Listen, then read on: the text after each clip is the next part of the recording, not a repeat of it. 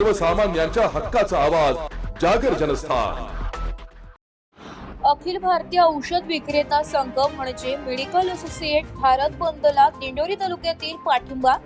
नाशिक जिल्हा मेडिकल असोसिएटच्या वतीने दिनांक 20 मे 2026 रोजी दिंडोरी तालुक्यातील सर्वच मेडिकल हे बंद राहणार असल्याची माहिती दिंडोरी तालुका मेडिकल असोसिएट संघटनेचे तालुका अध्यक्ष मनोज थोरात यांनी दिली आहे।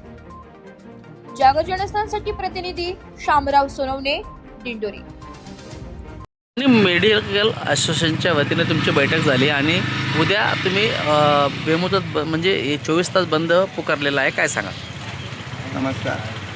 20 मे रोजी होणाऱ्या देशव्यापी मेडिकल बंदला आमच्या वणी शहरातून आम्ही पाठिंबा देणार आहोत। रात्री 12 वाजेपासून आमचे मेडिकल 24 तास बंद राहणार आहे। तरी शुगर BP पेशंट यांनी आपल्या दैनंदिन लागणारे औषध आज 19 तारीख घेऊन जाणे आणि या बंदला सगळ्या मेडिकल असोसिएशनने आम्ही पूर्णपणे पाठिंबा देण्यात येईल। संपूर्ण भारत बंदला आता उद्या 24 तास बंद राहणार आहेत। मेडिकल असोसिएटच्या वतीने हा निर्णय घेण्यात आलेला आहे। आपल्याबरोबर आता बोलण्यासाठी वणी शहर मेडिकल असोसिएटचे अध्यक्ष आहेत प्रवीण कड। प्रवीण भाऊ, काय सांगाल? संघटनेने जो बंद पुकारलेला आहे तो बंद यशस्वी करण्यामागे वणी मेडिकल असोसिएशन तसेच Nashik medical Nashik chemist and drugs association अहोरात्र प्रयत्न करत आहे।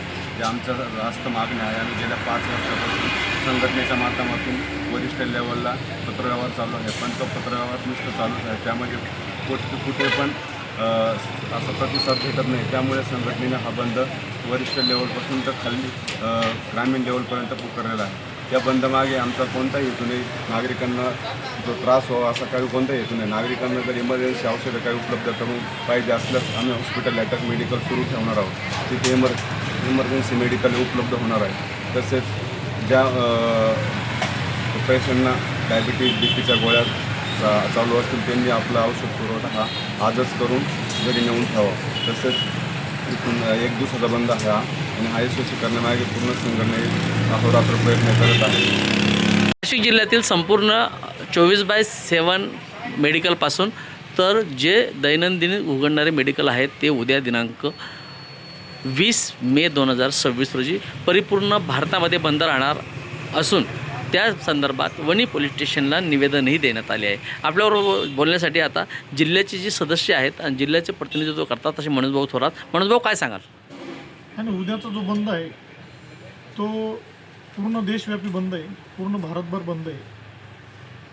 जगभरात ज्या कॉर्पोरेट कंपन्या आहेत मोठमोठ्या, त्यांचा जो सुळसुळाट झालेला आहे कोरोना काळामध्ये आपण बघितलं असेल, ऑनलाईन औषध विक्री परवानगी जी शासनाने त्यांना 220E अंतर्गत दिलेली 5 वर्षाची जी मुदत होती ती उलटूनही शासनाने त्यावर कुठलीही कारवाई न केल्यामुळं हा देशव्यापी संप आम्ही पुकारला आहे। कारण याचे अनेक तोटे ग्राहकांना समजत नाही। ग्राहक फक्त 15% 20% डिस्काउंटच्या मागे लागून ऑनलाईन खरेदी करत आहे। डायबिटिकचे काही इंजेक्शन असतील, कॅन्सरचे काही इंजेक्शन असतील, ते ऑनलाईन बोलावल्यावर कुठल्याही वातानुकूलित तापमानात येत नाही। जसं आता आम्हाला नाशिकवरून 1 तास लागतो, तर त्याला आईस पॅड त्या इंजेक्शन सोबत येतो। तसं ऑनलाईन तुम्ही जर कुठली इंजेक्शन बोलवलं तर त्याला कमीत कमी 2 ते 3 दिवस आमच्या भागात यायला लागतात। त्याला कुठलाही आईस पॅड नसतो, ते कुठल्याही थंड वातावरणात येत नाही। त्यामुळे त्याचे दुष्परिणाम हे ग्राहकांना आजपर्यंत माहीत नाही। आणि जे समोरासमोर औषधी खरेदी केली तर फार्मसिस्ट त्यांना त्या गोष्टी समजून सांगतो, त्याचे दुष्परिणाम कसे, हे वातानुकूलित कसं ठेवावं।